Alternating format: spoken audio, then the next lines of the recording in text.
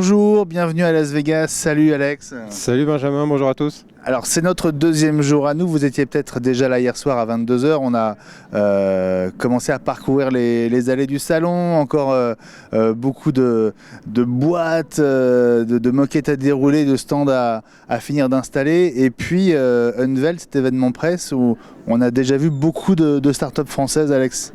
Beaucoup de startups françaises, et alors aujourd'hui, ce qu'on va vous présenter, c'est très différent, c'est la grosse journée des conférences de presse au CES. Ça se passe pour l'essentiel ici, au Mandalay, qui est un gros hôtel de Las Vegas, avec dans tous les salons de l'hôtel, beaucoup de confs de tous les gros acteurs du marché. Voilà, alors il faut préciser qu'il est 7h30 du matin, hein, ça se voit peut-être pas sur nos yeux fatigués, mais c'est une très longue journée qui commence. Alors le programme, hein, en gros il y a une conférence toutes les heures.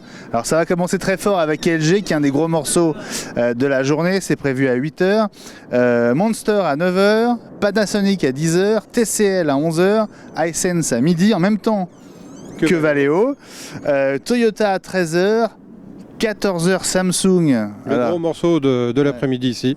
Parce que c'est Samsung et puis il y a eu toute l'histoire, le psychodrame autour du Galaxy Note 7. Hyundai à 15 h, ZTE à 16 h, Intel à 16 h aussi. Et puis la dernière grosse conf, ce sera Sony à 17 h. Ouf! À 17 h, mais ce ne sera pas ici, ce sera au Convention Center, là où on fera tous nos plateaux et où se déroulera l'essentiel du salon à partir de demain matin. Donc là, on va se diriger tout doucement vers le 3e étage pour la première conférence du jour. Alex, c'est la conférence LG. On y va ? C'est parti. Allez, viens.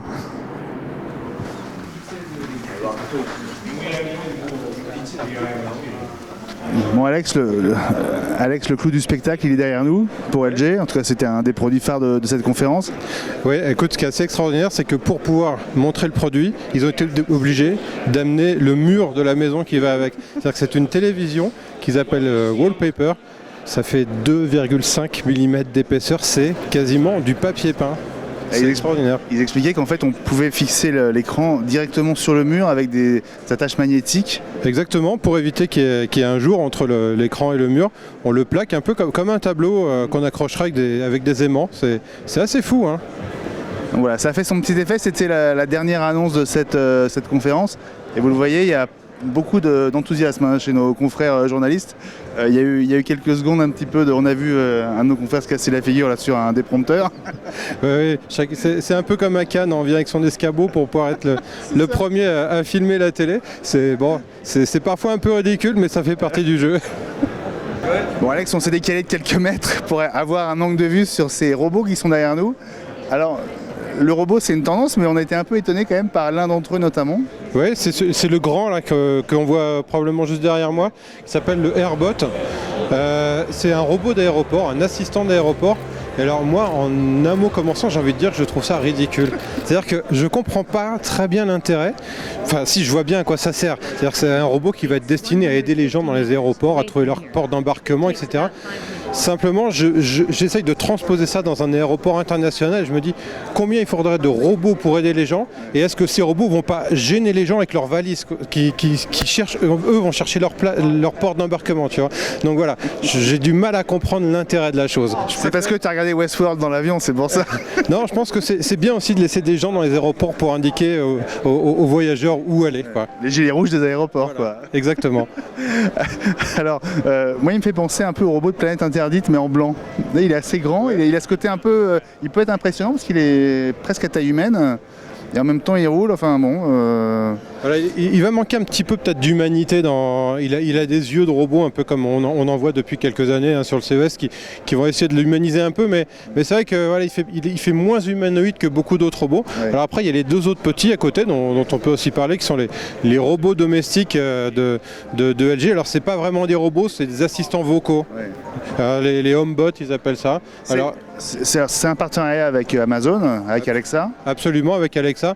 Et donc voilà, ça permet d'obtenir toutes les infos de la maison, de commander son café quand on n'en a plus dans le frigo, avec le frigo qui lui-même est connecté. Voilà, c'est... À condition d'avoir les moyens de s'acheter l'ensemble de la maison connectée LG. Hein. Exactement, c'est chaque gros constructeur il va on va dire de son ensemble domotique, et LG s'associe avec Alexa. C'est pas les seuls, on a déjà vu ça l'année dernière avec Ford notamment, donc c'est pas les seuls, c'est la tendance. Donc c'est aussi une bataille entre Amazon, Google, Apple, Microsoft, là, sur les assistants vocaux. D'ailleurs chez Apple, il y a toujours pas de centrale pour la maison. Alors si, il y a l'Apple TV qui se connecte à Home, domicile, l'application domicile. Par contre, ça manque encore un petit peu d'applicatifs autour. Ouais. Bon voilà, donc grosso modo chez LG à retenir, ces robots, l'écran. On a beaucoup parlé de HDR qui est vraiment la technologie omniprésente depuis un an et demi. Et puis, puis voilà, donc la maison connectée, c'est la tendance. Voilà pour cette conférence LG. La journée ne fait que commencer. Je vous rappelle qu'il est à peine 8h30 du matin.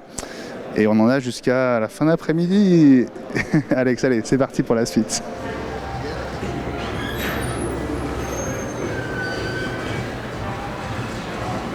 Voilà Alex, c'est la troisième conférence de presse de la journée, après LG, après Monster à laquelle assistait Johan. On est chez Panasonic et on ne sait rien. On ne sait rien, on peut juste émettre des suppositions. Bon, ça risque quand même de parler de télévision, d'applications domestiques, peut-être d'automobile également, on ne sait pas. Et puis voilà, c'est les univers de Panasonic, hein, finalement, hein, la maison, l'hi-fi et peut-être des nouvelles applications dans l'automobile. Alors je crois savoir qu'hier soir, il y a une mini présentation un petit peu en cachette de nouveaux écrans OLED et d'un nouveau lecteur Blu-ray 4K. Voilà. Donc on va sans doute les revoir ou les découvrir ici ce matin. La guerre Corée-Japon continue. Là. Exactement. Voilà. Et on est au premier rang, voilà. Ça part dans quelques instants. La conférence Panasonic. Voilà, la conférence Panasonic vient de se terminer, Alex. Bon, ouais, honnêtement, c'était pas celle que j'attendais le plus de la journée. Voilà, comme d'hab, c'est pas génial, quoi. Tu sais, ça me rappelle, je sais pas si c'est pas génial, ça me rappelle une petite chaîne en France qui s'appelait M6 et qui programmait du foot quand les autres faisaient du cinéma ou le contraire. On a l'impression que Panasonic a fait ici de la contre-programmation. C'est-à-dire qu'ils ont été là où on ne les attendait absolument pas. Ils ont présenté un nouveau four quand on attendait... Ils ont fait un four, oui. Voilà. Et toi qui attendais des nouveaux écrans, etc., je te sens très déçu. Non, mais c'est vrai que je trouve que la communication globale de Panasonic est quand même très à l'ancienne. Ça manque de modernité, ça manque de dynamisme. Là, on est au CES, on est en 2017. Après, sur le fond, c'était quand même très institutionnel, très ville connectée, très... on a quand même vu Mickey monter sur scène, quoi. Voilà, et il y a une chose qui est pas non plus complètement innocente qui a été dite ici, c'est que la division automotive de Panasonic, c'est-à-dire tout ce qui est électronique embarquée, intelligence embarquée dans les voitures, représente aujourd'hui aux États-Unis le plus gros business de la marque. D'ailleurs, la première annonce de cette conférence de presse, ça a été de signifier que la méga usine de Reno dans le Nevada, donc à 700 km d'ici, elle commence à tourner aujourd'hui. Et c'est la fameuse usine en partenariat avec Tesla. Hein. La Gigafactory en partenariat avec Tesla qui effectivement va commencer à produire ses premières batteries lithium-ion aujourd'hui. Et puisqu'on parle de batterie, Panasonic a aussi montré premier prototype de batterie souple, on va dire. On va pas aller jusqu'à pliable, mais souple. Souple, transparente, ultra plate. Alors on ne sait pas trop ce qu'elle permet d'alimenter. Hein. Elle faisait la taille quasiment une carte de crédit un peu plus grand. Hein. Ça me faisait penser aux vieilles pochettes de cartes orange. Je sais pas pourquoi tu me montres le micro parce que je sais pas quoi dire là-dessus. Ça doit être le décalage horaire. Bon, après on a eu une succession de partenariats très institutionnels avec Disney sur les parcs à thème ici aux États-Unis, donc Disney World et Disneyland. On est sur tout ce qui est projection d'animation, alors sur les gros événements, type Jeux Olympiques, etc., Disneyland. Alors pour le coup, ça semble banal, mais pour avoir assisté assez récemment à un spectacle à Disney à Paris, c'est vrai que les projections qui sont faites sur le château sont, il faut le voir une fois, c'est absolument bluffant. On imagine qu'il faut de sacrés projecteurs dans le parc. Oui, puis comme ils l'ont dit ici, c'est vrai qu'on n'imagine plus du tout ces grands événements, ces grands lancements, ces grandes cérémonies internationales sans des... C'est plus de la pyrotechnie, hein, c'est de la projection, je ne sais pas comment on pourrait appeler ça, mais voilà, ça remplace, c'est les sons et lumières d'aujourd'hui, ça passe par des gros projecteurs et Panasonic est très actif dans ce domaine. Donc on était vraiment dans le B2B très, très haut de gamme là. On a eu le maire de Denver qui est venu sur scène aussi pour parler de la ville connectée, la ville intelligente, la ville verte, la ville économe en énergie. On avait le directeur des transports du Colorado, pareil, pour parler des réseaux de trains, de métro. Finalement, la partie liée au grand public, elle a duré 5 minutes. Voilà, donc c'était un four et puis le GH5. Alors le four, hein, alors c'est pas non. Pas mal. Pas mal, hein, donc un four qui mêle induction et infrarouge, alors qui apparemment va permettre des nouveaux modes de cuisson assez intéressants. Et puis le GH5 qu'on attendait quand même depuis un petit bout de temps. Ouais, parce qu'il était prévu pour la Photokina au mois de septembre à Cologne. Le GH5, c'est un appareil plutôt pour les pros. C'est, on va dire, c'est l'équivalent chez Panasonic du 5D chez Canon. Et c'est, il y a deux grandes références dans le monde des réflexes pour faire de la vidéo, même si Philippe n'est pas d'accord avec moi. Philippe, c'est lui qui tient la caméra. Il y a le 5D et puis il y a le GH5. Et c'est vrai que c'est un appareil qui était hyper attendu, qui à lui seul méritait une conférence. Et c'est vrai comme il n'a pas pu être présenté à Cologne, là il fallait le lancer maintenant. Donc ça a duré 1 minute 30 ici à Vegas. On va évidemment aller le voir sur le stand. Voilà, et puis pour finir avec les produits présentés ici, il y a la gamme Audio Technics avec une nouvelle platine, des nouvelles enceintes, ça c'est assez nouveau, et un nouvel ampli haut de gamme. Ça aussi ça va être intéressant à suivre parce qu'on est dans le renouveau du son analogique mêlé avec les nouvelles technologies numériques. On l'avait vu chez Sony à l'IFA avec ses Walkman très lourds, tout en acier, en métal, en platine, voilà, pour retrouver le son, la richesse du son d'autrefois. Voilà, Alex, je pense qu'on a fait un bon débrief de cette conférence Panasonic. Je pense qu'on a vraiment fait le job là on n'a rien oublié. La journée ne fait que presque commencer, hein. Parce qu'il est quoi? Il est 11h du matin? Il est à peine 11h, oui. 11h du matin. Voilà, on se retrouve dans quelques instants pour la prochaine conférence du jour ici à Las Vegas. Bon, toujours au Mandalay Bay, cet hôtel au sud du Strip de Las Vegas. Vous demandez sans doute pourquoi je suis assis par terre comme tous ces gens autour de moi. Ce qu'on va faire, c'est qu'on va retrouver Alex à la Conf Toyota et juste après, je vous explique pourquoi on est là. Absolument, Benjamin. Et ce que vous ne voyez pas derrière moi, c'est le concept Eye, New Eye. Alors avec un caractère japonais, c'est pas très facile à reproduire à l'écrit. Le concept donc Eye que Toyota a présenté ici. Alors l'intérêt résidait pas tellement dans ce concept qui est très futuriste avec les portes qui s'ouvrent vers le haut, etc. Mais plutôt dans tout ce que Toyota a dit de didactique autour de ce concept concernant l'autonomisation des véhicules, l'intelligence des véhicules. Donc on est vraiment dans l'idée de la voiture qui se connecte au conducteur. Alors après, Toyota est réaliste, elle dit que il y a certes des technologies de cette voiture qui seront sur les routes au Japon dans les prochaines années, mais on est très loin, selon Toyota, de l'autonomisation niveau 5, c'est-à-dire l'autonomisation complète de la voiture. Et Toyota dit qu'aucun constructeur aujourd'hui n'en est même proche. Voilà, c'est assez intéressant, Benjamin, parce que c'est une manière de casser ce mythe. Il y a une espèce de course à l'autonomisation. Chaque constructeur, année après année, dit qu'il est prêt, mais en fait, on en est très loin. Et Toyota, ici, amène un petit vent de fraîcheur avec ce propos. Merci Alex, on t'attend parce que comme tu le vois, on n'a pas bougé depuis tout à l'heure, toujours assis sur la très épaisse moquette du Mandalay Bay. On est à quelques mètres de la salle où va se tenir à 14h, donc dans une demi-heure, la conférence de presse de Samsung. Alors traditionnellement, c'est la conférence de presse qui attire le plus de médias et autour de moi, ce ne sont pas des manifestants qui protestent, mais ce sont bien des journalistes qui font la queue pour être sûrs de pouvoir entrer. Alors pourquoi ? Il y a deux raisons. La première, c'est que Samsung fait généralement l'actualité au CES. Et donc, il vaut mieux arriver en premier parce que la salle a une capacité limitée, même si elle est très grande. Et les derniers, généralement, ne peuvent pas entrer. Les portes se ferment et donc c'est dommage de rater ça. Et puis la deuxième raison, c'est que ça ne vous a pas échappé, mais il y a quelques mois, Samsung a vécu une crise unique dans son histoire avec le retrait du Galaxy Note 7, cette phablette à mi-chemin entre une tablette et un smartphone, dont la batterie posait un vrai problème puisque l'appareil prenait feu, etc. Il a été interdit dans tous les avions à travers le monde. La phablette, le Note 7 a été retiré de la vente malgré une tentative de remplacement des batteries. Ça a été une catastrophe sans précédent pour Samsung et c'est la première fois que le fabricant coréen va s'exprimer, va se retrouver confronté à un public de journalistes et va sans doute devoir assumer ce qui s'est passé d'une manière ou d'une autre. Et tous les confrères qui sont autour de moi attendent de savoir comment Samsung va justifier, va peut-être essayer d'excuser ce qui s'est passé. Il y a donc une double actualité et voilà, on attend qu'on nous fasse signe d'entrée.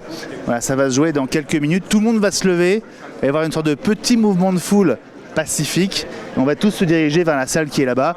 Entre-temps, peut-être qu'Alex sera arrivé. On le saura dans quelques instants.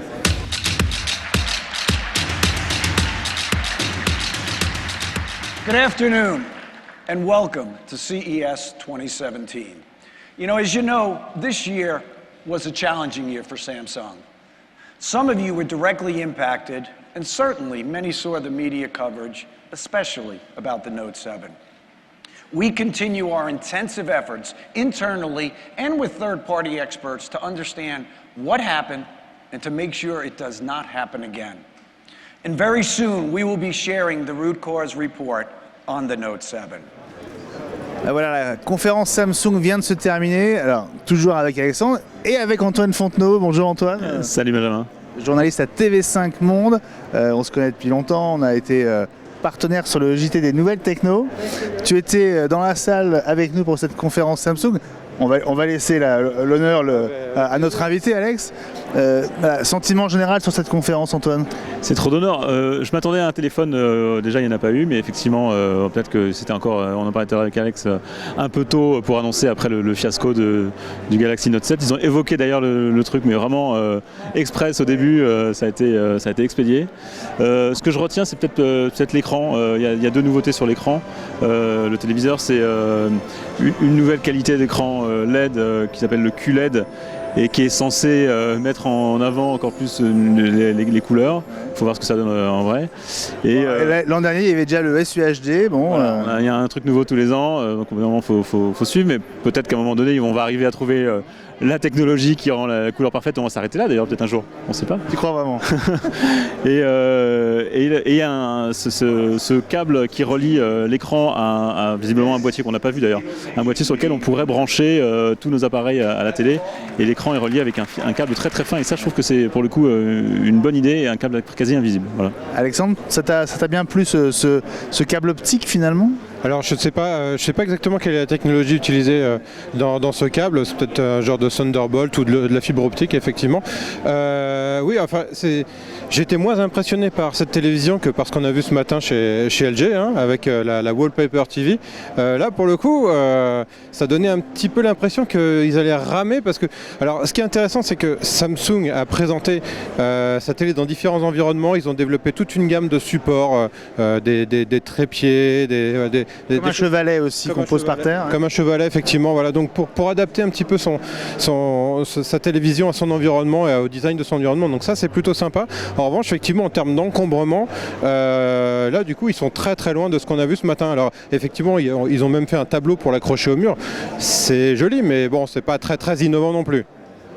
Bon, la télé, c'est l'un des produits un peu incontournables ici. Il y a pourtant des marques qui ont fait l'impasse sur la télé, dans ce qu'on a vu cet après-midi.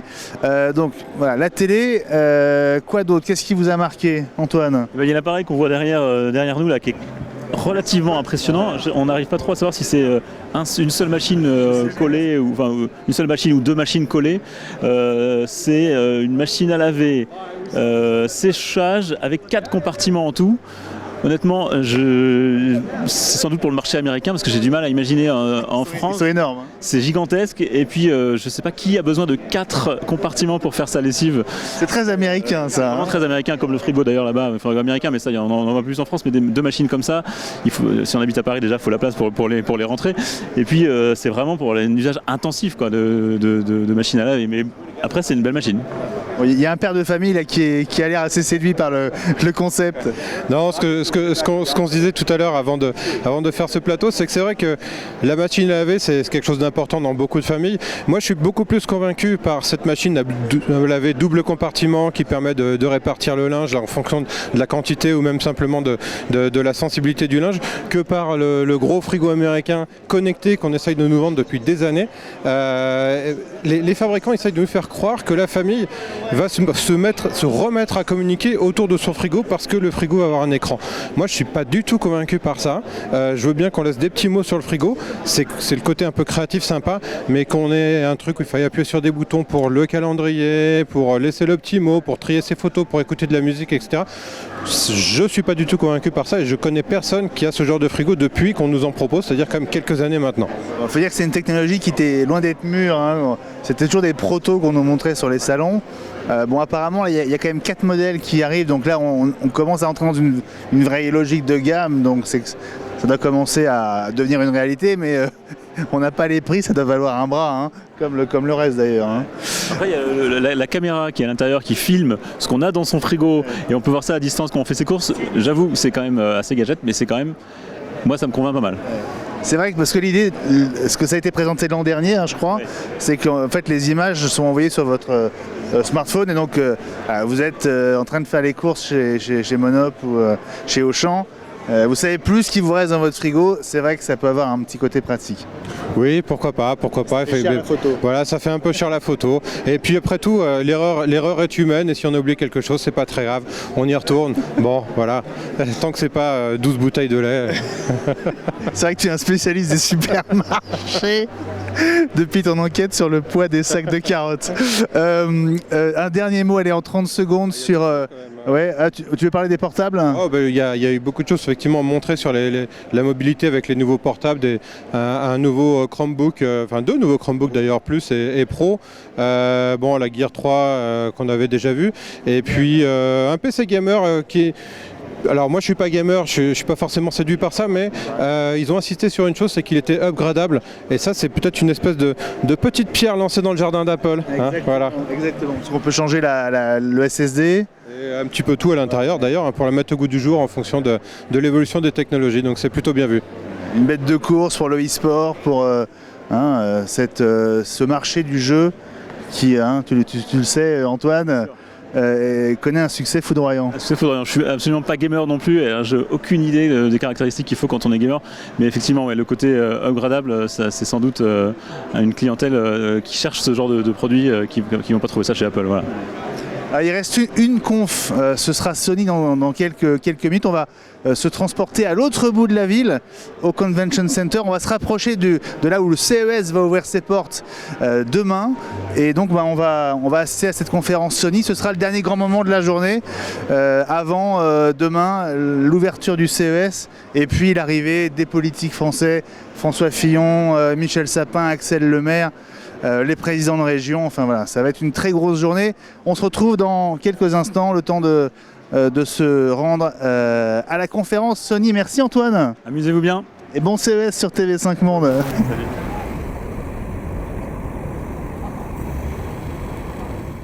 Je sais pas si ma montre était cassée, oui cassée, mais j'ai compté 23 minutes Alex pour la conférence de Kazirai. Écoute, on est arrivé assez en retard en pensant que... À peine, mais bon, voilà, en pensant qu'on avait manqué beaucoup, mais non, effectivement, ça commençait tout juste, et comme tu dis, 23 minutes, c'est la conférence la plus courte de la journée. C'est donc chez Sony. Efficace, Kazirai, le patron de Sony, avec finalement tous les produits qui sont les marqueurs de Sony. Le plus emblématique, c'est évidemment la télé. Un marché que Sony avait failli déserter, et puis ils sont toujours là. Avec de l'OLED et avec leur marque qui est Bravia. Avec effectivement vraiment une belle Bravia, avec une technologie assez intéressante qui est l'acoustic panel. Alors qu'est-ce que c'est? C'est en fait, Sony a réussi à intégrer le haut-parleur dans l'écran, ce qui fait que tout l'écran est un haut-parleur. Alors c'est bien parce que c'est esthétique, ça évite d'avoir une barre de son et c'est peut-être quelque chose d'assez séduisant pour le marché.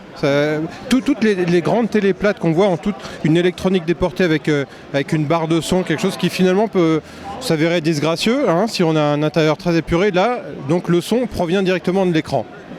Est-ce qu'il y a d'autres produits là, qui t'ont marqué dans ce qu'on a vu passer? Alors, tu as parlé des marqueurs de Sony, donc il y a la télé, on l'a dit. Il y a les appareils photo avec des nouveaux Alpha, l'Alpha 99 One 2, l'Alpha 6500 et puis d'autres appareils. Et les RX100 avec la 5e génération. Voilà, donc ça c'est pareil, c'est très important pour Sony. Et puis il y a la PlayStation 4 également, dont on nous a fait un petit rappel des chiffres de vente. Hein. On est à 54 millions à peu près de ventes. Voilà. Après, je sais pas, il y a peut-être des choses, toi, Benjamin, qui t'ont aussi plus marqué. Écoute, non, moi je suis vraiment resté sur la télé parce que d'ailleurs je me demande si elle a un format complètement 16/9. J'ai l'impression qu'elle est plus proche d'un 4/3 ou d'un format plus carré. Non, pour moi ça reste du 16/9. Si, il y a une chose dont on n'a pas parlé, c'est le projecteur 4K. Voilà, donc on n'a pas vu beaucoup de projecteurs aujourd'hui, si ce n'est les matériels professionnels de Panasonic ce matin. Là, on est sur quelque chose. Alors c'est assez gros quand même, hein, faut le dire. C'est un petit meuble en fait. C'est un petit meuble, mais c'est sans recul. Hein. On le pose quasiment face au mur et ça projette une image assez grande, donc c'est pas mal. Et c'est du 4K. Là, on entre dans la vidéoprojection 4K, ce qui est assez intéressant. Bon, en tout cas, ça laisse augurer d'un CES qui démarre dans quelques heures. On a aujourd'hui commencé à découvrir ce qu'il y avait chez les gros. Il y a 20 000 nouveaux produits annoncés ici. Ça commence dans quelques heures et moi j'ai hâte que ça ouvre. Et ce sera le programme de demain, Alex. De demain et puis des jours qui suivent. Hein, dans la quotidienne de Watch, il y a évidemment toutes les startups françaises et autres qu'il faut qu'on aille voir. Donc, c'est dans un autre convention center, c'est au Sands. Et en partie, hein, c'est là où il y a toutes vraiment les pépinières. Et puis les 3 halls du LVCC, le Convention Center, où là il y a des dizaines et des dizaines de marques à voir avec des produits dont on ne soupçonne certainement pas encore l'existence. Donc on va passer beaucoup de temps dans les allées pour vous retrouver demain soir à 22h heure française. Et puis on va aussi garder un œil sur la présence des personnalités politiques françaises qui arrivent ici à Las Vegas. François Fillon, Michel Sapin, Axel Lemaire, 5 présidents de région. Alors, c'est pas le gros du sujet, mais année présidentielle, pour François Fillon, il y a un vrai enjeu. Il y a un vrai enjeu, et puis il y a surtout quelque chose qui va être assez important pour la suite, c'est que va devenir la French Tech avec la très possible alternance politique d'ici avril-mai. Et Gary Shapiro nous confirmait hier que Emmanuel Macron, qui est venu l'année dernière et l'année d'avant, bizarrement, laissait le champ libre à François Fillon cette année. Bon, lui, il a fait le job hein, déjà sur la French Tech, hein, donc voilà. Il est candidat lui aussi. Hein. Il est candidat aussi, c'est vrai. Et aujourd'hui, on peut dire qu'il part avec, en tout cas au niveau du high-tech, avec une bonne longueur d'avance. On va voir ce que va faire François Fillon, ça va être intéressant, parce qu'aujourd'hui, il n'a pas l'image de quelqu'un de très légitime sur le sujet. Voilà, donc les premiers pas de François Fillon, peut-être prochain président de la République au CES, c'est demain soir à 22h dans la quotidienne. Merci Alex. À demain. Merci à Philou, à Johan, à Rebecca et on vous retrouve demain à 22h. Salut!